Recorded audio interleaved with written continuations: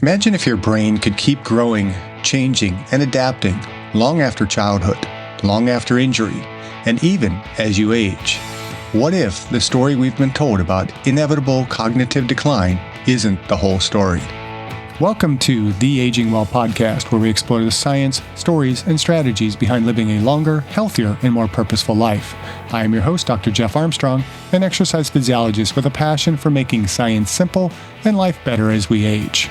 My guest is Mike Studer, physical therapist, author, entrepreneur, motivational speaker, and a leading voice in the world of neuroplasticity. Mike helps individuals and healthcare professionals alike unlock the brain's remarkable capacity to adapt, recover, and thrive. Today, we'll explore how neuroplasticity is reshaping the way we understand brain health, rehabilitation, and the aging process. The Aging Well podcast encourages informed decision-making and always consult your physician and scientific literature when making decisions about your health.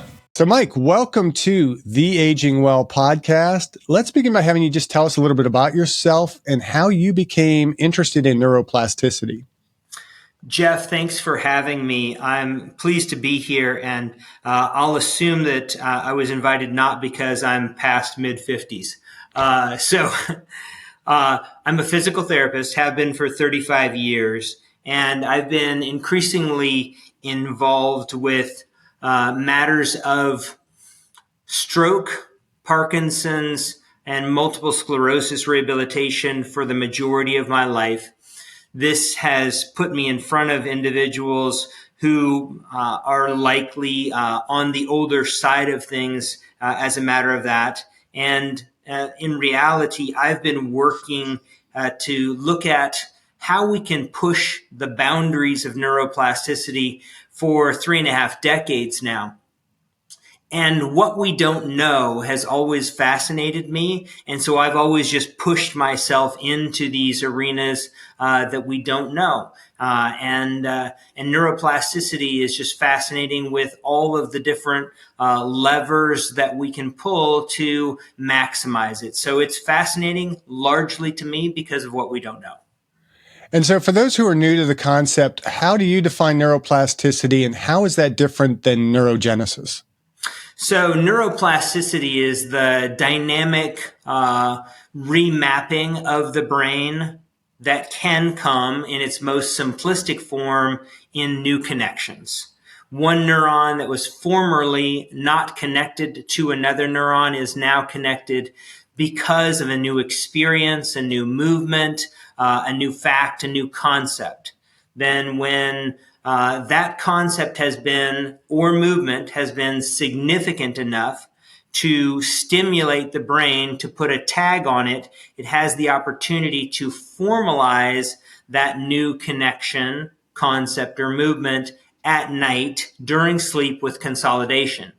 Neurogenesis is different than that because that actually speaks to the formation of new neurons. So new connections of existing neurons as compared to the formation or growth, proliferation of new neurons themselves.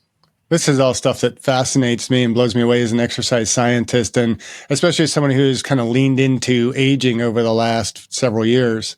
Mm-hmm. So what myths or misunderstandings about brain plasticity do you encounter most often, especially around the area of aging? So starting off with neuroplasticity myths, one of the first would be that after a certain point from an injury, you can no longer expect to make any neuro-based or neuroplastic-based gains. So that's myth number one, that when I graduated from PT school was always bantered about 30 or 60 days after a stroke. So that's myth number one that has some relationship to age, but not as purely defined as age. It's just time since lesion. Myth number two, which comes straight at age, is that after a certain decade, persons can no longer expect to make new connections in the brain, whether that be from a function of learning new movements, concepts, etc., or in recovery because you're not going to be youthful enough to be able to proliferate connections. So those are the two main myths that center around neuroplasticity: too long since injury, too old to make improvements. And the third is the consideration that in well aging or healthy aging, that an individual, by a function of age, will lose connections. So that's a negative neuroplasticity. So if you don't use it, you will lose connections, purely as a function of the biology of aging. So you're saying there with the last one that the use it or lose it is a function of just simply function, not using the function as opposed to a function of age. Exactly. And so we believe that normal aging should include what we call cortical atrophy, brain shrinking as a function of losing neurons and losing volume due to connections. And we're finding that that is being debunked actively and multidirectionally. We can make new connections at any age. And this was an accidental finding, Jeff, that occurred decades ago. Even the notion of neurogenesis was an accidental finding that we can talk a little bit more about, but they are definitively independent of aging. That's fascinating, because I think as an exercise scientist, we're always teaching basically that it's a matter of inactivity that causes us to lose muscle mass, not just and for years, and this is one of the things that I've had to reteach myself and my students, is that the decline in muscle mass is not inevitable if we keep working out and lifting. So now I'm hearing that the decline of the brain is not necessarily inevitable, as most people assume. So what does the science actually tell us about the abilities of the brain to adapt later in life? Yeah, I'm going to tag right off of what you just said. So decline in muscle mass, not age dependent. Decline in cortical mass, not age dependent, just to bring that together. Now, let's talk about the science truly of neuroplasticity. It comes down to what I like to very simply explain as a demand and supply model. And again, this is an overly simplistic view, but many of us are understanding of a capitalistic society, supply and demand.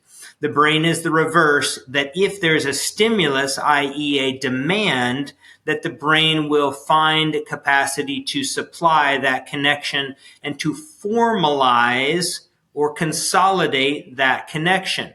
So it takes a stimulus, a novel stimulus, and that novel stimulus can be traumatic or can be of reward-based nature.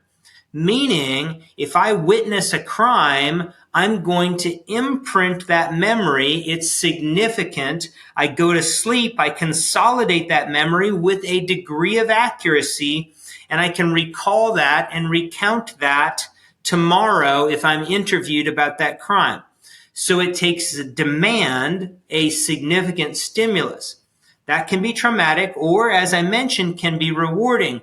Oh my gosh, I just witnessed Cal Raleigh's 60th home run that he hit for the Seattle Mariners this year, or I was in the stands when. That creates an episodic memory that's significant to me, and now I imprint that and encode that.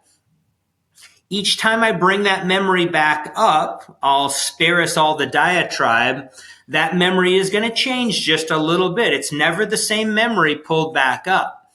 So that tells us, in fact basis or episodic basis, an event, this is what occurs. Now, the same exact thing occurs when we're learning a new movement.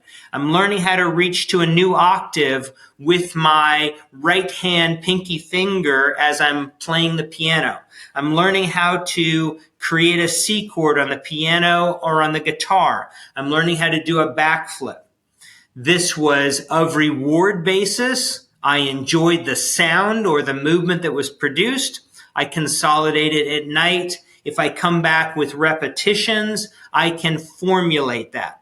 This is the short story. There's many more things that go into that, but it takes significance and salience, repetitions in some situations, or intensity. And one thing I'm hearing repeatedly so far in this conversation is the word sleep. How important Yes. is sleep in all of this? Wow. We didn't know. Even as recent as 2008, when the world's most seminal paper on neuroplasticity came out, authors Klein and Jones, they authored a paper that issued 10 principles of neuroplasticity.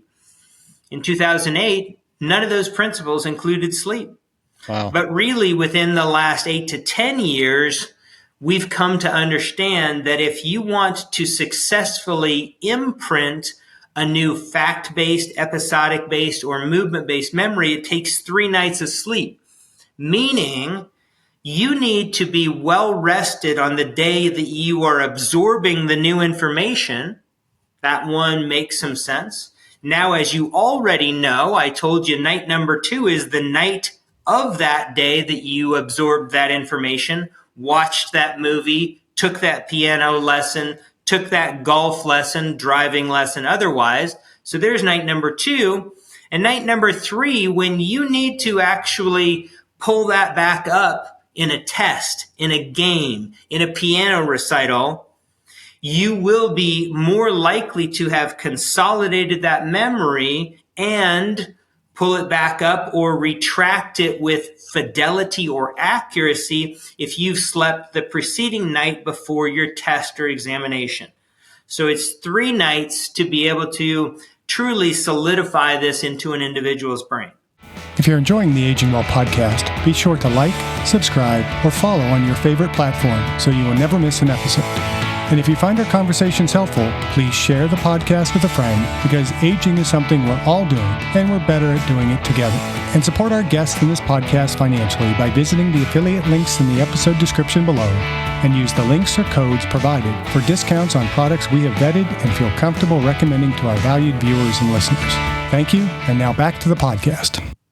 So what I'm hearing for both my students and my aging listeners to this podcast is that consistency of sleep is paramount.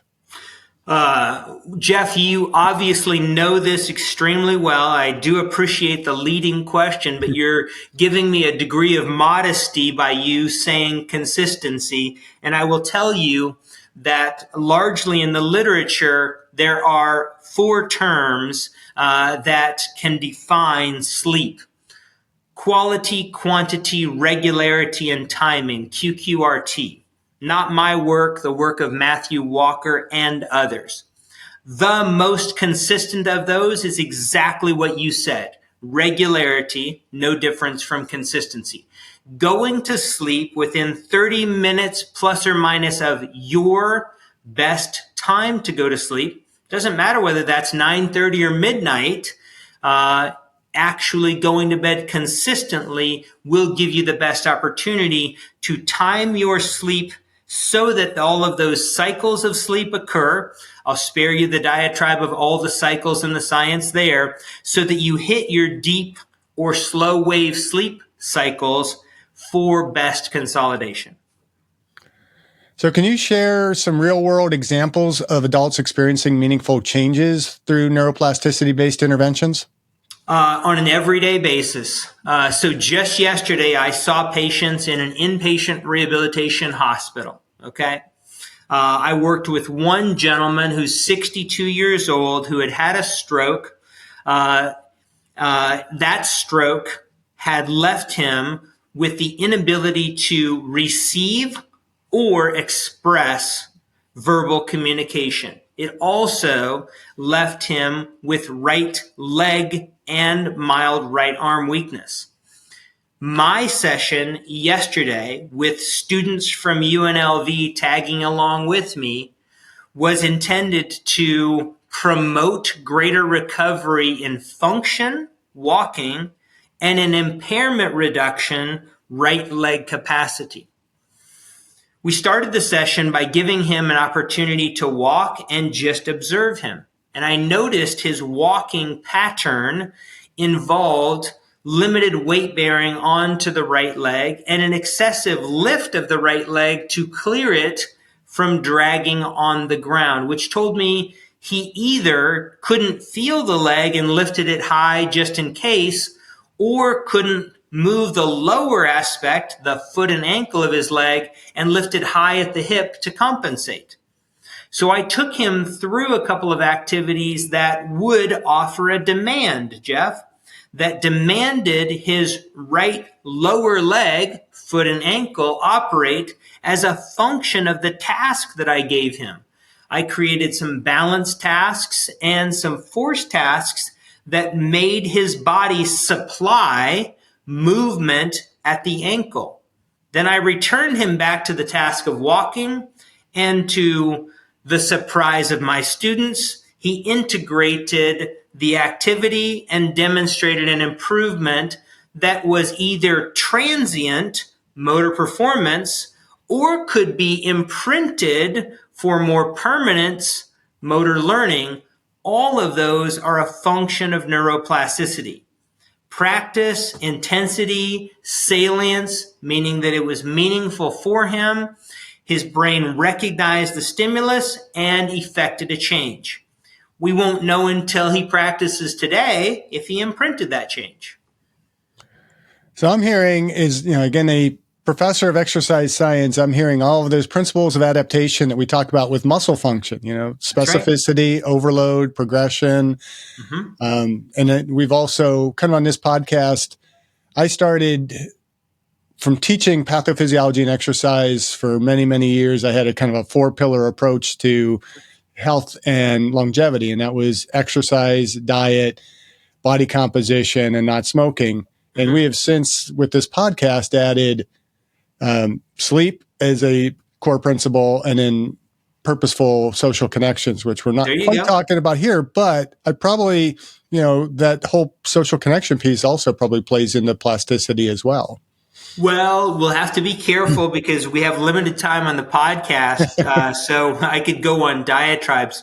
So last year, at this time of the year, almost exactly a year from now, I was readying my only book that I've ever written for publication. And that's called The Brain That Chooses Itself. And this is not a selfish plug for that, but it comes with your question. So I wrote the 5 main chapters of that book as physical activity, nutrition, social connection, sleep, rest, and play, all 3 of those in that other chapter, and then the final being novel experiences or extreme experiences that, again, push the brain to make a new connection. And those novel experiences would be one thing that I would encourage you to potentially consider, because the novel and extreme experiences can now include not only did I learn to play a new instrument, learn a foreign language, which are the easy ones that a lot of times we think about, but in addition, did I expose myself to thermal extremes, cold water or ice, warm temperatures, hot tub, sauna, jacuzzi, so that I can actually position my psychological capacities to demonstrate my resilience, in that I'm intentionally doing things that feel uncomfortable and I'm still surviving. And that has proven to actually be something scientifically that improves an individual's resilience, their immune function, their mental health, and so on.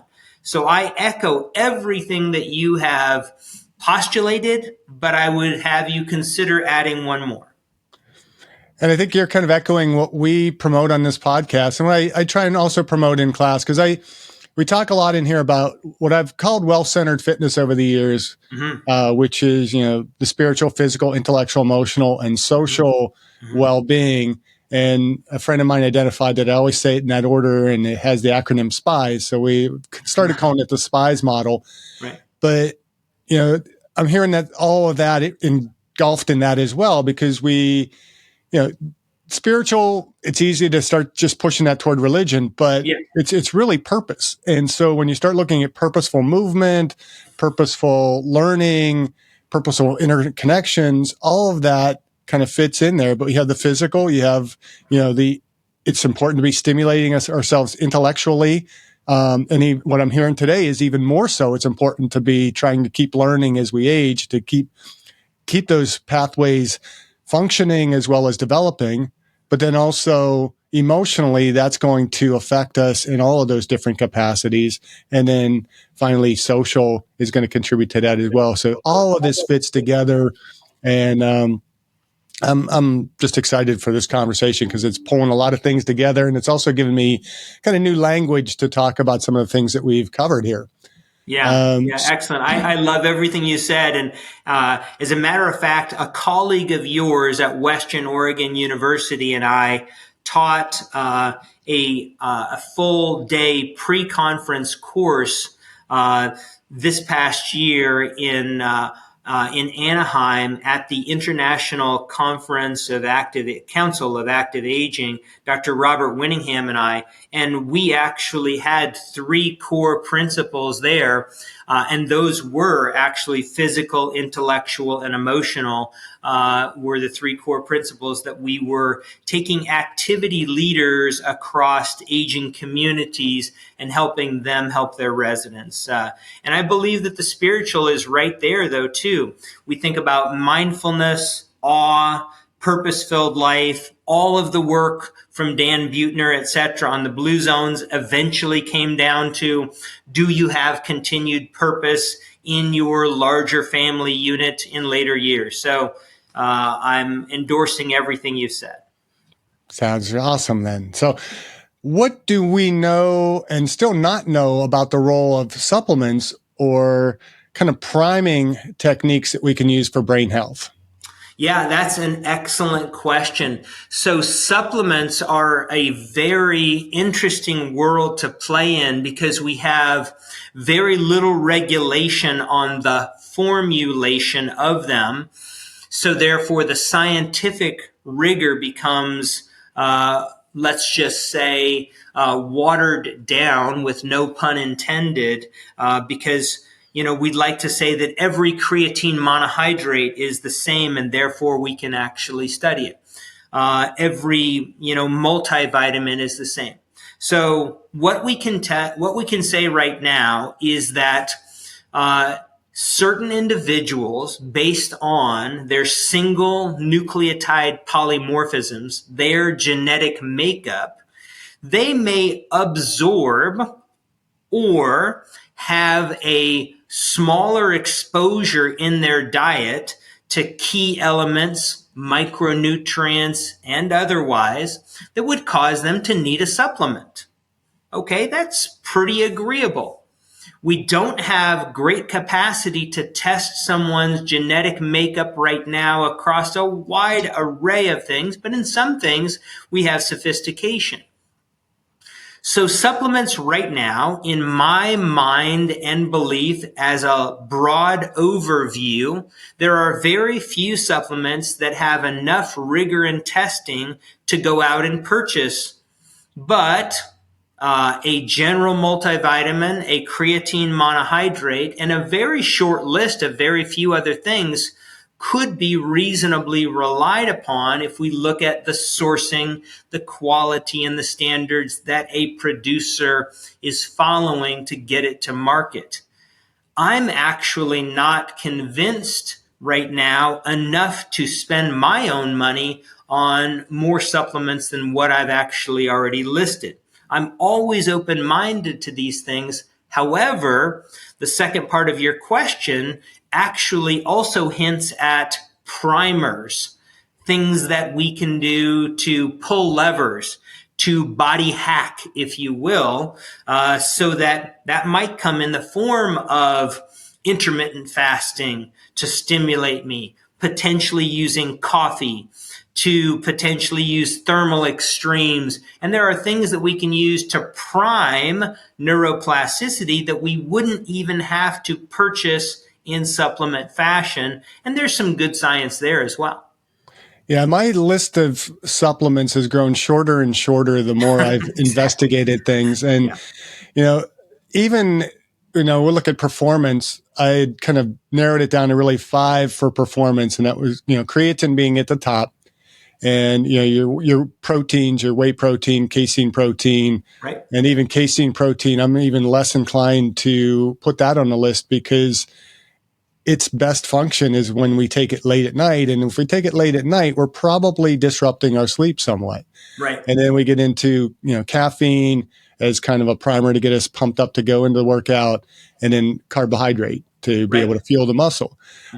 But most of those are really just food stuff. If we're eating well and we're getting our sleep, we probably don't need most of them. That's right. But creatine, there just seems to be so much evidence that everybody should be on creatine, because I've read articles where I think it's about 2/3 of the U.S. population are deficient in creatine. Yeah. And it's important for youthful brain development, but it's also helpful for brain maintenance for us old farts. And so it's not just for muscle anymore. That's right. And I think that's the interesting thing about this. You and I didn't talk about this going into the podcast. We've independently come to the same conclusions, which is rare in health and wellness, but I'm right there with you. Yeah. And it's funny, I had my list of questions kind of prepared, and I keep going down the list, and it's like, well, the topics are just kind of leading into what I was going to ask anyhow. And so I got to kind of keep up and make, okay, I've already talked about that. Yeah. But yeah, the supplement piece is pretty interesting because, there's not really much out there. Even when we look at multivitamins, so many of the traditional multivitamins that we take are not that effective in terms of their absorption rate, because they're designed to say, yeah, we have this nutrient in there, but in order to put it in one capsule, we have put other things on it that make it less absorbable. So you got to be very careful in what you're buying there. Yeah. And I found for myself, the supplements that I find, and I don't even know if I'd call them supplements, but they're the ones that are literally supplementing my nutrition and are supportive of my sleep is the biggest thing in my recovery. Not to take something that is going to build muscle in me, without working. It's going to help me to recover from whatever I'm doing. And neuroplasticity would be the same way. Again, it's got to facilitate sleep. That's going to help us with the brain health. I mean, I remember years ago, choline being promoted for better brain function. I never found any benefit to that. And there's no evidence that it does. Well, gosh, I mean, the other thing beyond that we have an imprecise science with is that consuming something orally and expecting it to be both digested and absorbed still doesn't guarantee that it's going to go to the place that you want it in the body. So, I've got a connective tissue disorder. I need to eat more collagen. Might work. Might not work. We don't know that consuming more is necessarily going to go. With exception of protein, we really don't have a great idea of oral consumption as a transference into body's correct utilization. Yeah. So it's like we expect that. Yeah, it's like we expect that, okay, I want to move my house from, you want to move your house from Salem to Las Vegas, you're in Las Vegas, right? Correct. Okay. So you want to move the house.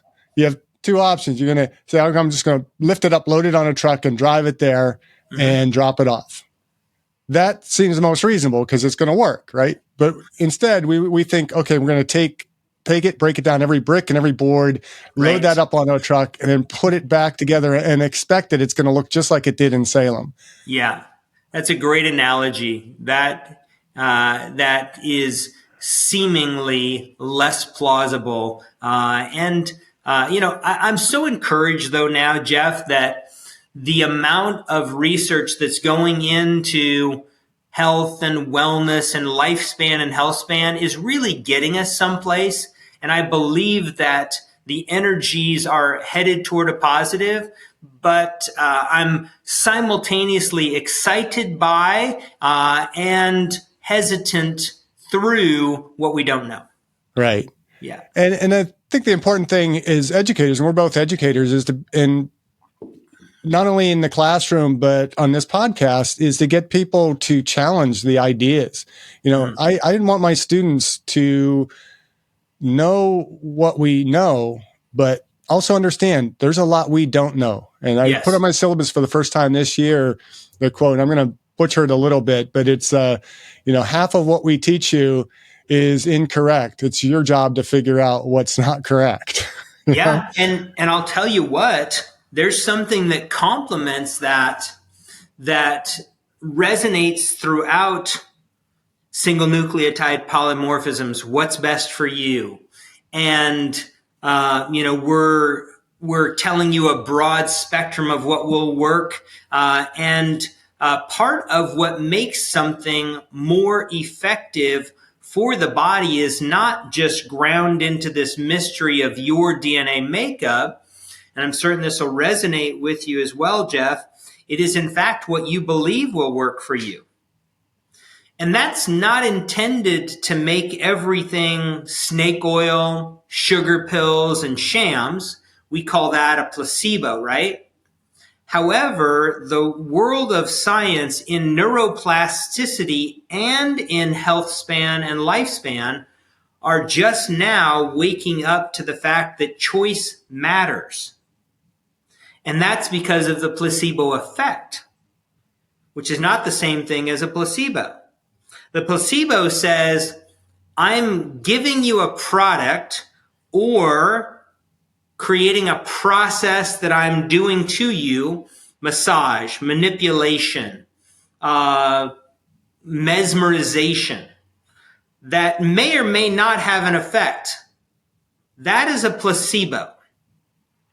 However, if you get the opportunity to take the multivitamin and you think it works well for you, you think creatine helps your memory, you think doing 8 pull-ups per day every day before you brush your teeth, you think drinking coffee makes you more alert and wakeful, all of these things may be based scientifically, but they will be improved 10, 15, 20% because of your belief. And so choice, having the wellness, the health liver, actually get an opportunity to say, these are the possibilities, and I want to use that. I'm going to start brisk walking. I'm going to start drinking a protein smoothie. I'm going to start trying to supplement my protein intake, or I'm going to start using a 16-8 intermittent fasting schedule.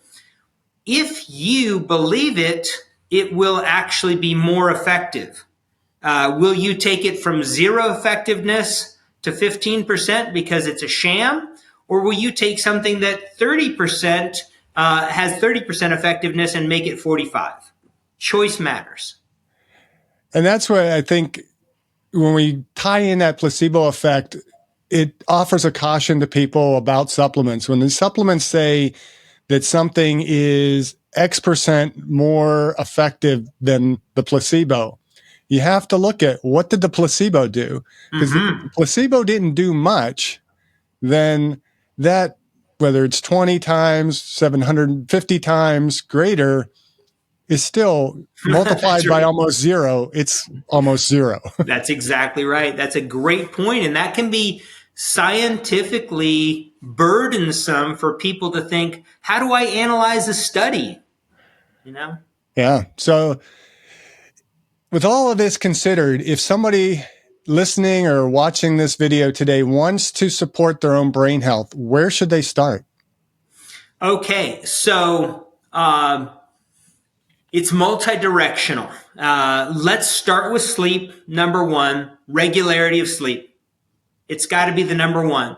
It will cause people to scratch their heads, but if you were to go and try to give yourself a number of days without movement, number of days without social connection, or number of days without food, or number of days without sleep, you'll die faster in number of days without sleep.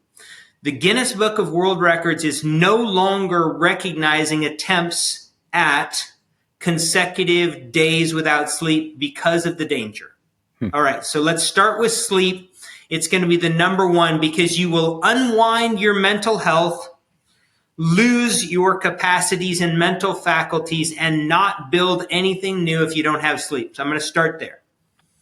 Number 2 is going to be a little controversial. I'm going to go physical activity. I'm not going exercise. I'm saying it in the broad term, physical activity, because if a person listening to this podcast can utilize physical activity in fashions that they prefer, I don't want to go to a gym. It's a waste of time.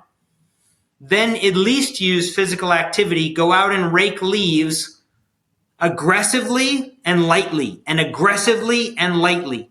Do intervals of intensity of the types of physical activity that you like so that you can promote cerebral blood flow, so that you can stimulate your balance, so that you can break down muscle, so that you can challenge coordinated activities within your brain.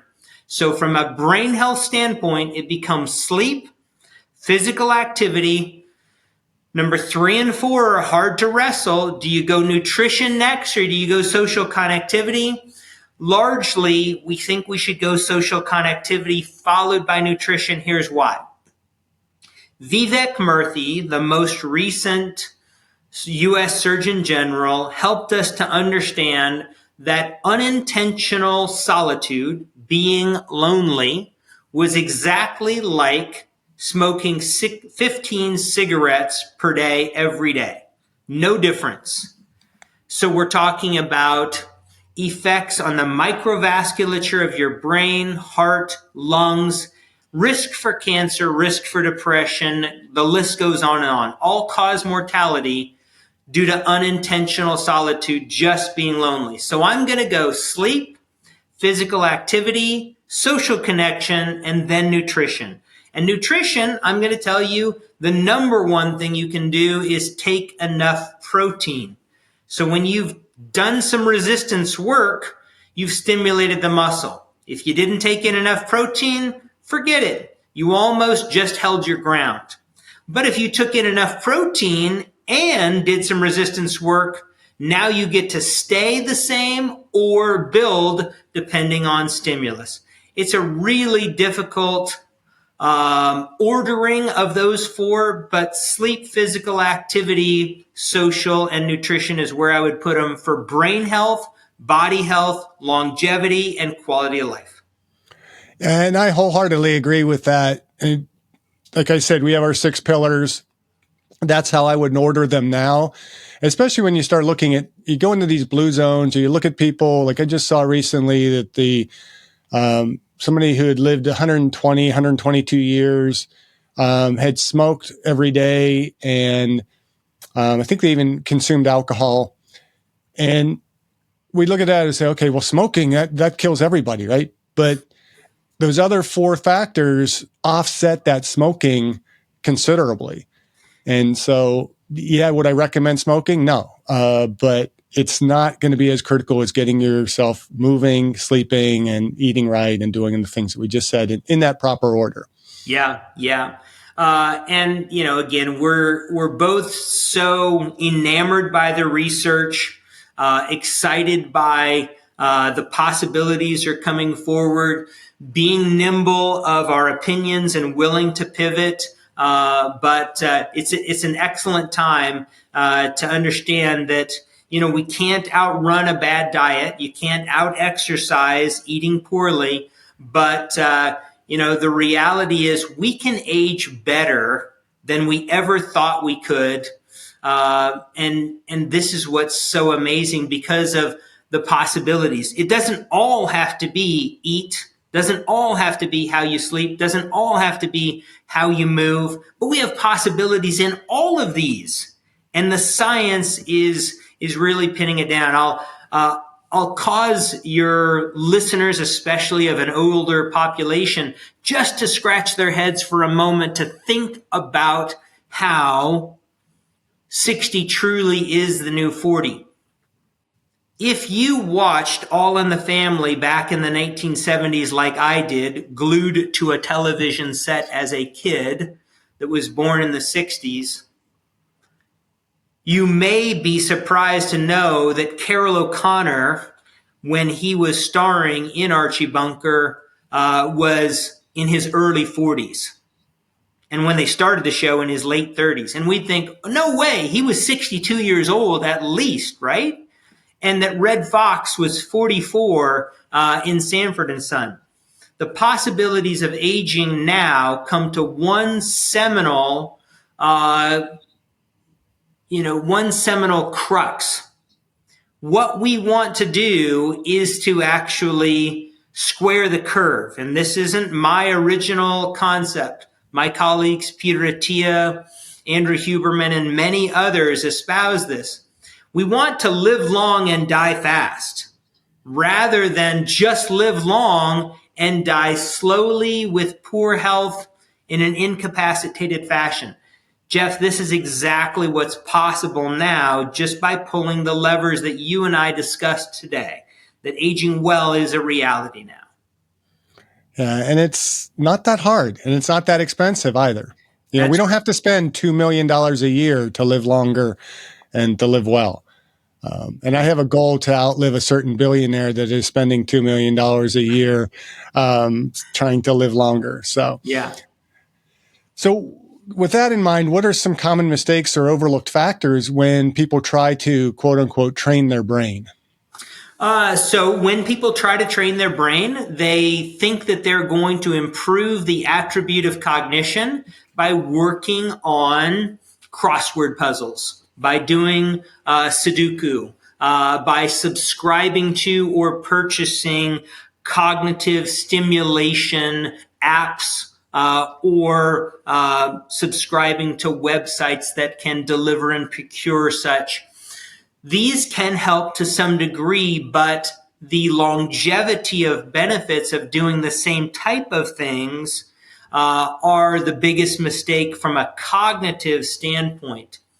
The more I try to rehearse, pull up the same memories, or work on the same mental faculties, the effect becomes smaller in size. So I need diversity in cognitive stimuli. I don't need massivity and more volume of the same. Okay? So that's one major mistake. And we can understand that in the same vein, that sitting down at the same table at the same time of day with the same people rehearsing and pulling back up the same stories is also, even though we're evoking memories, not a stimulus of novelty. So it doesn't really help at all. The same is true with regard to physical activity, both for the benefit of the body and for the benefit of the brain. A degree of challenge, as you expressed earlier, overload, working in some periodization. I'm going to, for these series of weeks, try a new movement or lift a little bit heavier. I need a stimulus, a demand for the body and the brain to respond. We get brain health through body work. Trying a new balance activity, trying a new movement, a new dance step, a new sequence that I have to remember, or in fact, a new way to move my body against resistance. Different attributes and areas of the brain benefit from complex movement, from pickleball, from open chain activities, to resistance activities, to long periods of endurance. So we need that variety. And those are some of the most common mistakes that people make, because the reality is 12 years ago, Jeff, everyone that was aspiring to live longer thought that all they needed to do was a daily walk. That's great. Walking's healthy, but it is singularly focused. And if you don't get your resistance exercise, then walking was like drinking soda instead of milk as a teenager. It's not harmful, but it's replacing something else you could have had that was beneficial. And now we know that walking with a load or walking while holding and suspending a memory is something you could just add on to that, and it doesn't cost you anything. It just gives you novelty and provides a stimulus. So what about those that'll say, well, let's take that novelty, the extra step, and it's brain confusion. When you're exercising, you don't want to do the same thing from session to session or workout to workout. So all things in moderation, right? If I have confused the brain so much that it feels either unsuccessful or overloaded and overwhelmed to the point that I'm elevating cortisol, I don't really want to go to this class. I can't really follow the instructor. This is too hard for me. Novelty for the sake of novelty actually does one no good. We need to feel that we're gaining. We need a sense of reward. And this is borne out neuromodulatory within the pathways that are reward basis. And we could simplify it down into dopamine. If I feel like I'm making some gains, I'll come back to that because I'm getting it. I'm learning the sequence or I'm predicting what is going to happen. Then I receive a dopamine reward that reinforces and stimulates my neuroplastic growth. New connections don't come when you think you're losing every time. New connections come when your brain is satisfied to the frequency that you are succeeding. And different people will tolerate different levels of failure and success. So now let's come back to that dopamine reward consideration and understand that truly individuals that are willing to push, experience a degree of failure and succeed, and they are surprised when they succeed. Now we get that doubling on the dopamine effect. I won. It's not happening every time. I'm surprised that I won. I'm addicted to try again. I'm tolerant of some intensity and some failure. And now these individuals are the ones that make the greatest gains. We make the misnomer that success is the stimulus, and in fact, it's the success with the uncertainty that I might not succeed that is grounded into this concept that's known as the near miss effect. It's what causes people that gamble to come back and continue to spend more money because, oh, I almost got it. This time I might. And as long as that's not dysfunctional and you spend, your life savings on such matters, a near miss effect can be an excellent stimulus. I don't gamble at all and I'm not endorsing it. But when your initial question came out as, trying a new activity every single routine, that can be good unless it's not tolerated well mentally by the individual. And I would think from a physiological standpoint as well, there needs to be a period of adaptation, adjustment to it.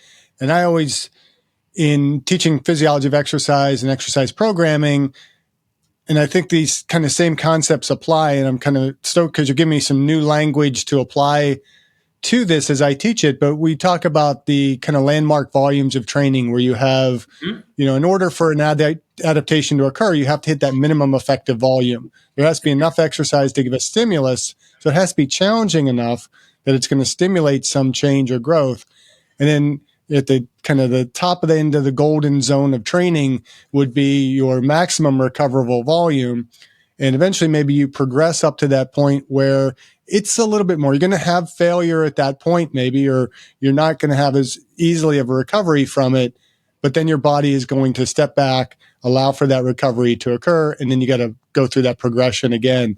And so I'm hearing periodization being more important than just inconsistent variety, and that planned progression is very important in terms of not only physiological adaptation, but neurological adaptation as well. That's right. That's 100% right. And there's a beautiful through line here that we should underscore, that largely the brain and the body will improve across similar programming.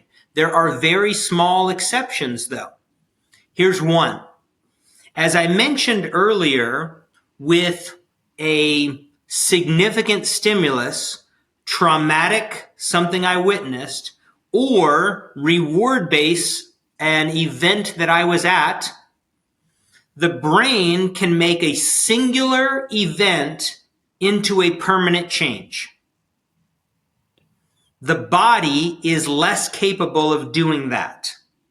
If I go do one pull-up back in my bedroom right now, where I have a pull-up bar and I use on a multiple time per day basis, if I, for the very first time in my life, do one pull-up, my body will have a very, very small change as a function. But my brain, with exposure to one novel stimulus, can hold on to that forever because it's going to internally rehearse that memory. Oh, I watched the Wright brothers take off. My wife's great grandmother, when she was still alive, and I met her, claimed to have seen the Wright brothers in flight. Okay? And we believe that this is corroborated by place and time. Whether it was factual or not, it's a memory, and it only took that one time, and her brain is changed forever by that. The body can't do that. One time won't do it. Now, here's the only other difference between the two. I'm a runner. The consistency of my, just say, diligence and programming to go out and run on a daily basis will in fact prepare me quite well to go out and run a longer distance, a marathon, if I have volume that adds up to 40 miles per week of the same exact training. Same will actually benefit me to go do something that is a far transfer, run faster than my training, and longer than any one of my training dates. The brain doesn't like that quite as much.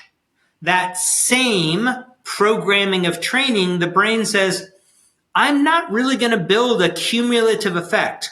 Once I already know that 15 times 15 is 225, exposing that to me 3,000 more times does not help me in a far transfer. So there's the two small differences that the brain and body have in training there. Like it. So let's go to the question that I ask of all my guests. What are you doing personally to age well?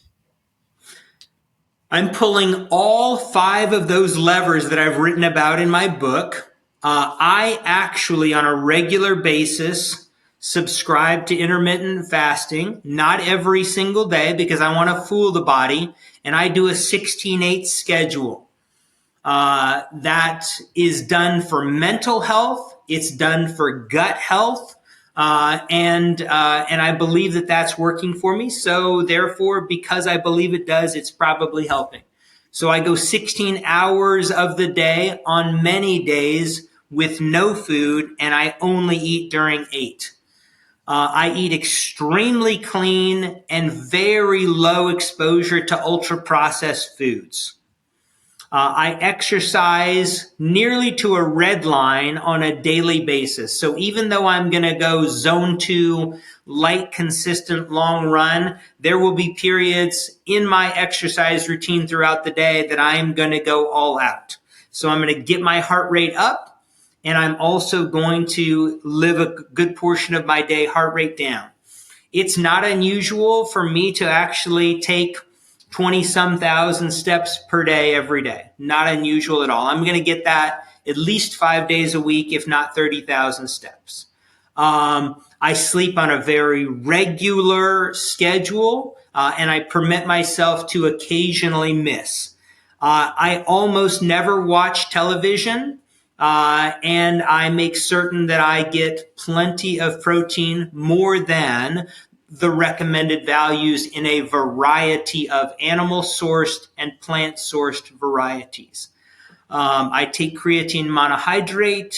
I I stay socially very connected. I reach out to people by text. I'm in meetings. I still work, and I plan to see patients for 30 more years, culminating in a 65-year physical therapy career. I could go on and on. You could read more about what I do in my book and the science behind it, but that's my short list of what I do.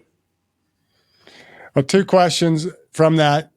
When you talk intermittent fasting, do you do more of a circadian approach where it's about roughly 3 to 4 hours before you go to bed that you stop eating? Or is it more just kind of from the time you go to bed or the last meal you have, you go the full 16 hours? I'll go from the last meal I have. As a function of regularity, that's typically going to be right around that 5:30 or 6 p.m. and then 16 hours thereafter. If I have to eat a little bit later, socially or otherwise, then I'm just going to tag it on from there and start my 16 accordingly. Yeah. I never let those preferences interfere with my social connectivity, though. So I'll permit myself to move those windows so that I can maximize that social connectivity. It does actually remind me I haven't had any alcohol since I was, unfortunately, I'll tell it to you this way, since I was 20 years old. So before I was legally able to, I haven't had any. And I have smoked one cigarette in my life. That was one puff at age 4 that my grandmother indulged me. And therefore, I was so negatively imprinted that I never had another one again.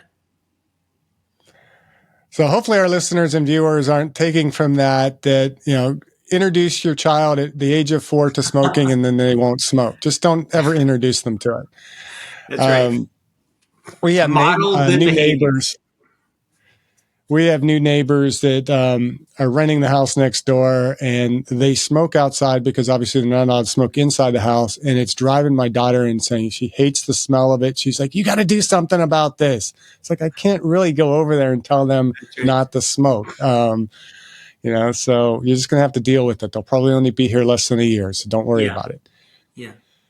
All right. So the other question was, where can they find the book?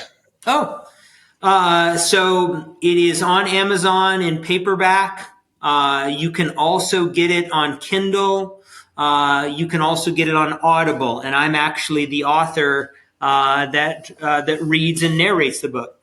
This is what it looks like. So it's called The Brain That Chooses Itself.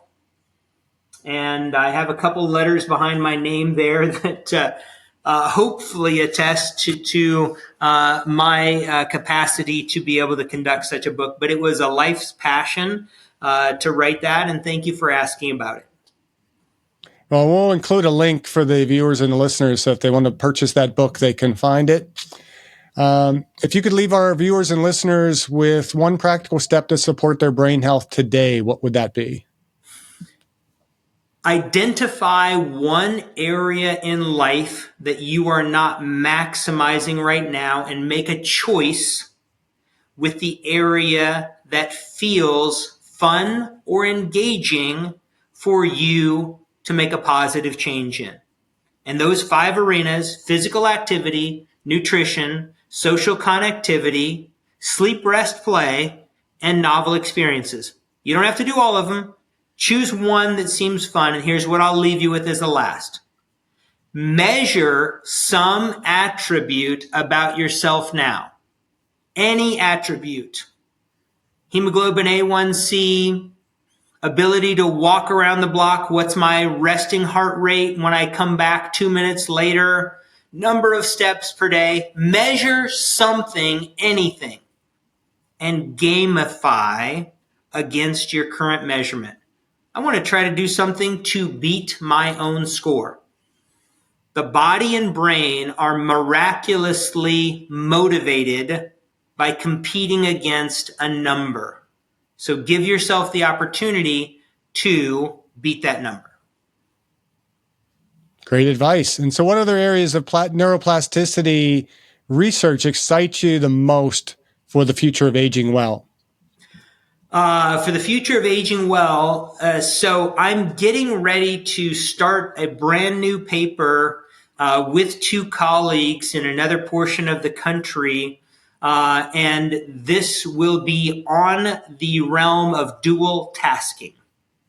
And that is challenging the brain to do two activities that are separate and discrete at the same time for the benefit of brain health. So I've been looking at dual tasking since 1991, and I continue to be enamored with it for its benefits in aging, in neuroplasticity for recovery, and in also mitigating degenerative diseases, Alzheimer's and Parkinson's disease. So my answer is dual tasking. Great.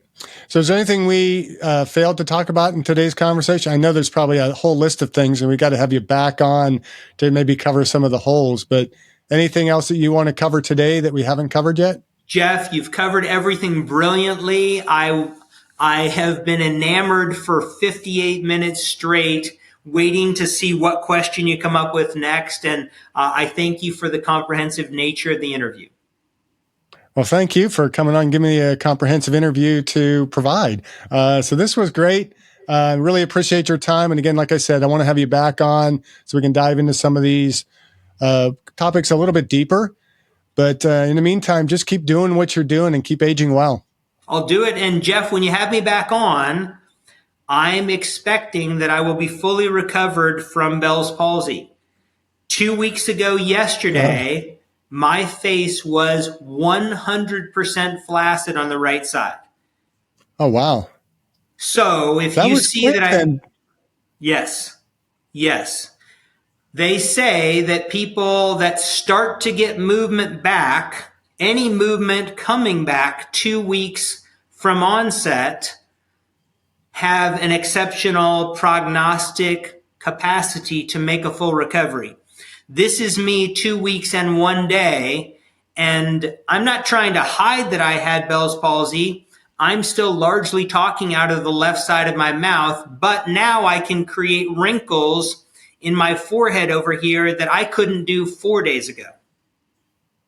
So Now, how many people I'll our see age you then, want to and I create expect to be wrinkles? better. Go ahead. What did you say? I said, how many people our age want to create wrinkles? Yeah, exactly. I'm excited that I can create wrinkles right now because I couldn't. Yeah. So it's going much better. That's fascinating because I didn't think that Bell's palsy could be corrected that quickly. And I didn't have any idea because we set this interview up a few weeks ago. This all happened between the period of time that we scheduled this and we actually performed the interview. And I'm not seeing any signs that you have Bell's palsy. So that's just pretty impressive, and it speaks to neuroplasticity. It does. And like I said, I'm challenging myself to be fully normalized when I see you again. That sounds awesome. So I'm looking forward to that. Excellent. You take care and have a great day. You do the same. Thank you. Thank you for listening. I hope you benefited from today's podcast. And until next time, keep aging well.